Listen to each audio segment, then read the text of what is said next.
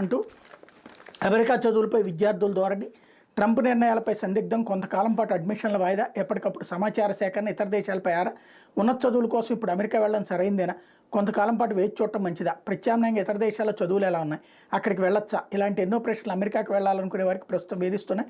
వీసాలు, వలసలు, part time ఉద్యోగాలపై America అధ్యక్షుడు డొనాల్డ్ ట్రంప్ తీసుకున్న నిర్ణయాలు వాళ్ళని గతంలో ఎన్నడూ లేనంతగా సందిగ్ధంలోకి నెడుతున్నాయి. అయితే కొందరు మాత్రం ఏదైతే అదైందని అమెరికాకు వెళ్ళాలనుకుంటున్నారు, మరికొందరేం కొంతకాలం ఆగి చూద్దాం అనుకుంటున్నారు. ఈ పరిస్థితుల్లో అన్ని వైపుల నుంచి అప్రమత్తంగా ఉండాలని సూచనలు వస్తున్నాయి. విశ్వవిద్యాలయాలు విద్యార్థుల్ని అప్రమత్తం చేసేటటువంటి అంశాలకు సంబంధించి కూడా ఈ ఇష్యూ నడుస్తుంది అన్నటువంటి వార్తని హైలైట్ చేశారు. లేకపోతే వివేక హత్య కేసు నుంచి తప్పించుకునేందుకు అవినాష్ రెడ్డి కుట్ర, ఆయన ప్రోద్బలంతోనే కృష్ణారెడ్డి తప్పుడు ఫిర్యాదు, సిబిఐని వివేక కుటుంబ సభ్యులను భయపెట్టాలని చూశారు, దర్యాప్తు నిర్వీర్యం చేసేందుకు కొత్త కథ అల్లారు.